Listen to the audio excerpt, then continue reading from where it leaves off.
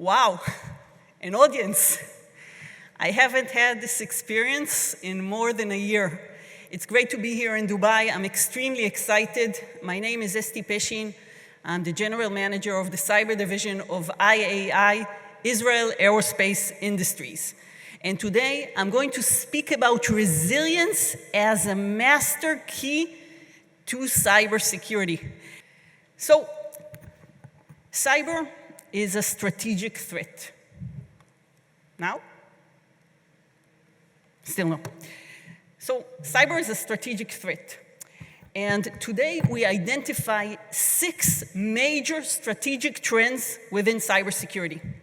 First and foremost, we are seeing more and more state and superpower involvement. We are seeing an increase in cybercrime, even in countries where the crime level is relatively low. We are seeing more and more attacks on critical infrastructures. We are seeing a large-scale industrial espionage. We are seeing influence campaigns. These are campaigns that are directed against our minds, trying to undermine what we think as populations, as countries, as individuals. And finally, we are seeing the increased use of public available malware. Now, these are coupled with 4 strategic trends. First and foremost, the weaponization of the cyber domain. The fact that we are very hard-pressed to attribute attacks to specific attackers. This basically means that if an attacker attacks me, I find it very difficult to know who he was. And this means I cannot retaliate, so there is no deterrence. He's not afraid to attack me.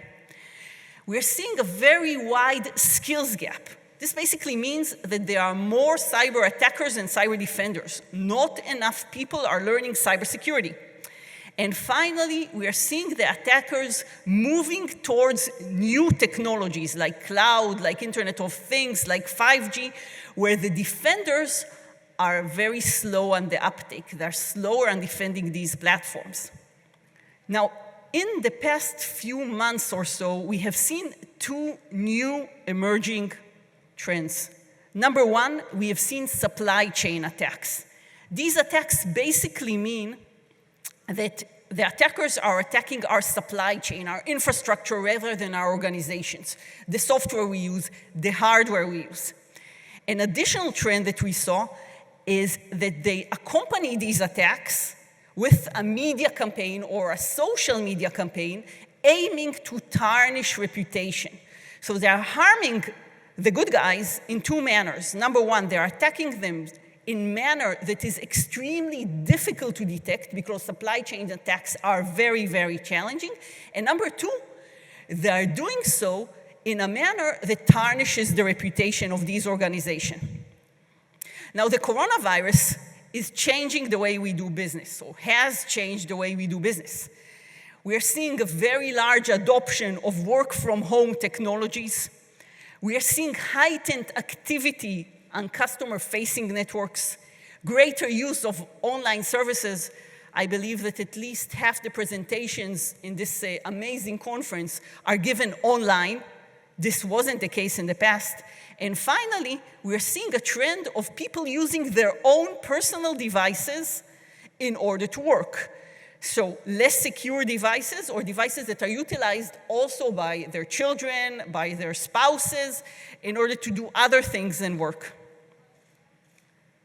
Now, the adversaries are aware of these opportunities and are abusing the situation.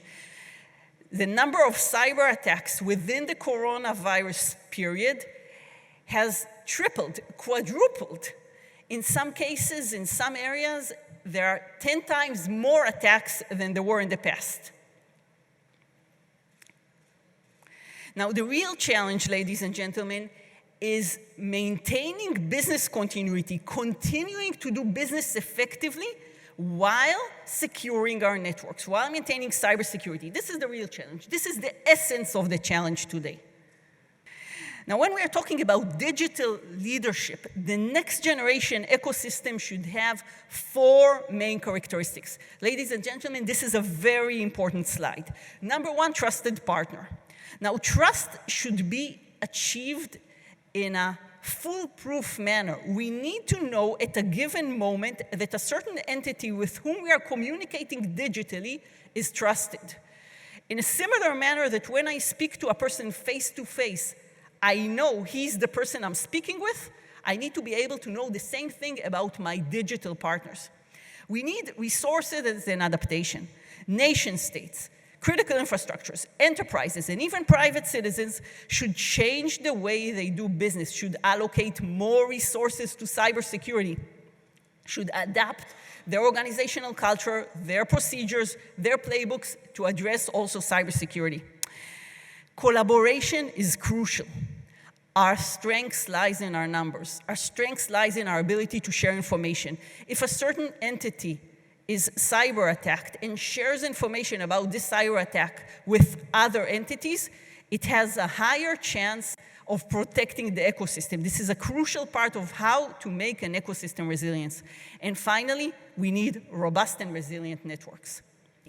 Cybersecurity is a huge investment. Protecting a nation state requires a lot of funding, requires a lot of money, requires a lot of investment and ongoing investment because the threats evolve and the security controls evolve. But it's important to understand that cyber can move the needle on national GDP. It can contribute to the economy.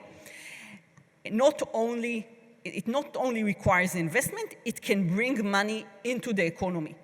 And this is done by the skills gap that I mentioned earlier. Now today, there are less cyber defenders than there are less cyber defenders than there are cyber attackers. This means that there is a market need for cyber defenders.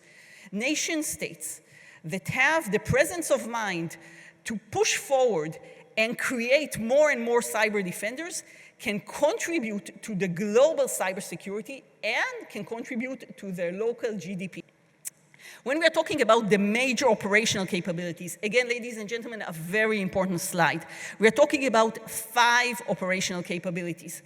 Number 1, vulnerability assessment of the national assets. I'm talking about the national level. We need to know the national risk level at any given moment. Number 2, we need the ability to predict cyber attacks through cyber threat intelligence. We need to monitor the national cyberspace and the critical infrastructures and the enterprises and the SMEs, whatever we deem as important in order to be able to determine if a cyber attack is going on.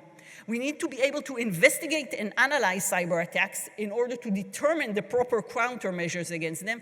And finally, we need to collaborate and to share information. In Israel, we have seen that this collaboration and information sharing is a crucial pillar in the national cyber resilience. So cyber is another major pillar in the COVID-19 battle. We need a collaborative approach. We need information sharing in order to be resilient. Cyber resilience is the master key to national cybersecurity. There are advanced cyber threats. We need a holistic defense framework, and we need to find a balance between cybersecurity and business continuity. And with this, ladies and gentlemen, I conclude my remarks. Thank you. Please do stay safe and healthy.